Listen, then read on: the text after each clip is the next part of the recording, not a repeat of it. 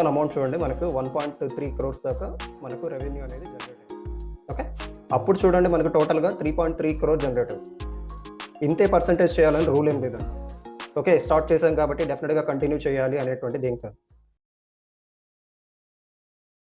నమస్తే అండి, నా పేరు వంజ. మనతో రమేష్ గారు ఉన్నారు, సర్టిఫైడ్ ఫైనాన్షియల్ కన్సల్టెంట్. మనం ఇంతకుముందు చాలా వీడియోస్ చూసాము, ఎయిత్ వండర్ అని, ఈఎల్ఎస్ఎస్ స్కీమ్స్ అని, అన్ని మనం వింటూనే ఉన్నాము. ఈరోజు ఇంకో కొత్త విషయంతో మనము సార్ అడిగి తెలుసుకుందాము. నమస్తే సార్. నమస్తే మేడం. చెప్పండి సార్, మ్యూచువల్ ఫండ్స్ లో టాప్అప్స్ అని అంటూ ఉంటారు, దాన్ని మీరు ఎక్స్ప్లెయిన్ చేయగలుగుతారా? తప్పకుండా అండి. టాప్అప్స్ అంటే ఏంటంటే లైక్ ఇప్పుడు మనం ఐస్ క్రీమ్స్ ఇలాంటివి తీసుకున్నాం అనుకోండి, ఎక్కువ మందికి బాగా ఇంట్రెస్ట్ ఉంటుంది కదా ఐస్ క్రీమ్స్ అంటే. సో దాని టాప్అప్స్ యాడ్ చేస్తుంటారు కదా, బేస్ ఫ్లేవర్ మీద అడిషనల్గా యాడ్ చేస్తుంటారు. లైక్ ఇది పిజ్జాస్ ఇలాంటివన్నీ తీసుకున్నా మళ్ళీ బేస్ మీద అడిషనల్స్ యాడ్ చేస్తుంటారు. సో ఎలాగైతే అక్కడ మనం టాప్అప్ అంటామో ఇక్కడ కూడా same concept. Okay, so best example ఏంటంటే సపోజ్ నా వన్ ఆఫ్ మై క్లయింట్స్ ఏం చేశారంటే, సో తనకి యాక్చువల్గా ఒక 10 ఇయర్స్లో ఒక 1 crore అమౌంట్ కావాలి. తన టార్గెట్ అమౌంట్ అది. సో ప్రజెంట్ వాళ్ళ పిల్లలు ఏంటంటే మేబీ ఎల్కేజీ యూకేజీ ఇలా చదువుతున్నారు. ఒక 10 ఇయర్స్కి ఒక 1 crore కనుక వస్తే, సో మేబీ వాళ్ళ ఇంటర్మీడియట్ ఎక్స్పెన్సెస్ కావచ్చు, లేదా ఇంజనీరింగ్ ఎక్స్పెన్సెస్ కావచ్చు, దేనికో దానికి యూజ్ చేసుకోవడానికి తన కంఫర్ట్గా ఉంటుంది. సో అది తన టార్గెట్. ఓకే, వీటిని గోల్ బేస్ టార్గెట్స్ అంటాం, లేదా గోల్ బేస్ ఫైనాన్షియల్ ప్లానింగ్స్ అంటాం.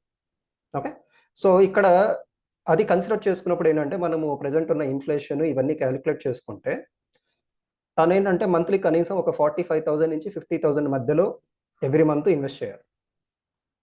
45,000 నుంచి 50,000 మధ్యలో చేయాలి.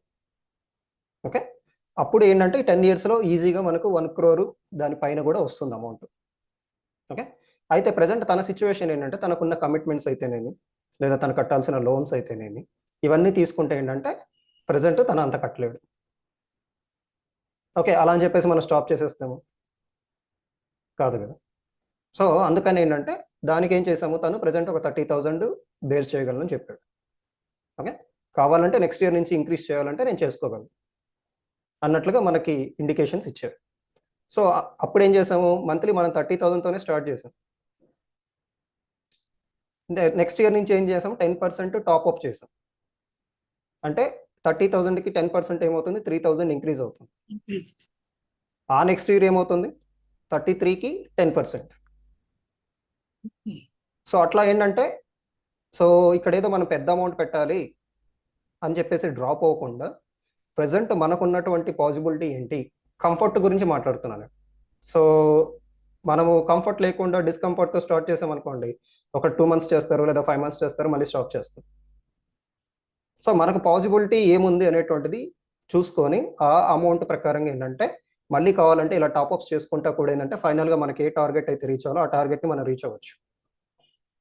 సో ఇవన్నీ ఏంటంటే మనకి త్రూ సర్టిఫైడ్ ఫైనాన్షియల్ అడ్వైజర్స్ ద్వారా వెళ్ళినప్పుడు ఇలాంటి ఐడియాస్ అన్ని మనకి ఇంప్లిమెంట్ చేయడానికి పాసిబిలిటీ ఉంటుంది. ఓకే, అదే బెస్ట్ ఎగ్జాంపుల్ ఇంకోటి తీసుకుంటే ఇక్కడ నేను స్క్రీన్ షేర్లో చూపిస్తాను. టాప్అప్ చేసిన దానివల్ల మనకి అడ్వాంటేజ్ ఏమొస్తుంది అడిషనల్గా అనేటువంటిది కూడా చూద్దాం. ఇక్కడ చూడండి, ఇక్కడ మిస్టర్ ఎక్స్ అనే వాళ్ళు మంత్లీ ఒక 5,000 ఇన్వెస్ట్ చేస్తున్నారు. సో ఎన్ని ఇయర్స్ చేశారు, ఒక 25 ఇయర్స్ చేశారు.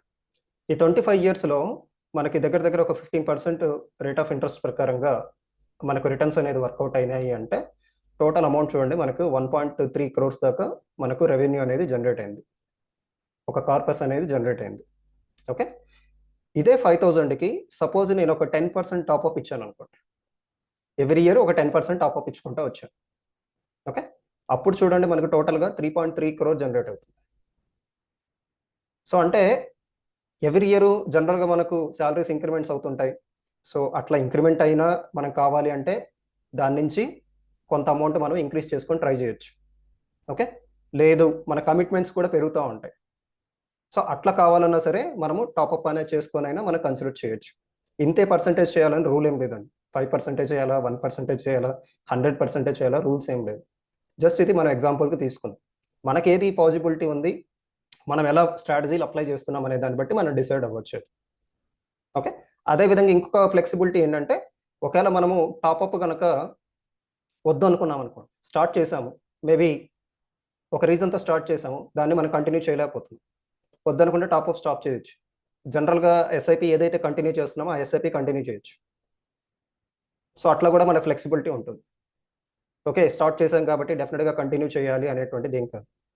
ఓకే, సో కొంతమంది అలా ఉంటారు అనమాట. జనాలు మా క్లయింట్స్ని చూస్తుంటాం కదా, స్టార్ట్ చేస్తే డెఫినెట్గా ఇట్లాగే చేయాలి లేకపోతే లేదు అని చెప్పేసి ఫైనల్గా అసలు స్టార్టింగే చేయరు. అదే జరుగుతుంది. ఓకే, సో అలా కాకుండా ఏంటంటే వాళ్ళకి ఫ్లెక్సిబిలిటీ ఎలా అయితే ఉందో, ప్రెజెంట్ వాళ్ళ కమిట్మెంట్స్ ఎలా అయితే ఉన్నాయో వాటన్నింటినీ బేస్ చేసుకోండి ఏంటంటే మనం బెస్ట్ ప్లాన్స్ ఇవ్వడానికి ఈ టాప్అప్స్ని ప్రాపర్గా యూటిలైజ్ చేసుకుంటే, సో ఫైనల్గా మనం అచీవ్ అవ్వాల్సినటువంటి లేదా కార్పస్ ఏదైతే మనం జనరేట్ చేయాలనుకుంటున్నామో అది కూడా మనం ఈజీగా జనరేట్ చేసుకోవచ్చు.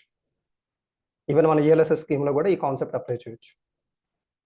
ఒకవేళ ట్యాక్స్ ఎగ్జంప్షన్, ట్యాక్స్ బెనిఫిట్స్ రెండు కావాలి, నాకు ఈఎల్ఎస్ఎస్ బాగా నచ్చింది అనుకుంటే అక్కడ కూడా మనం ఇంప్లిమెంట్ చేయొచ్చు.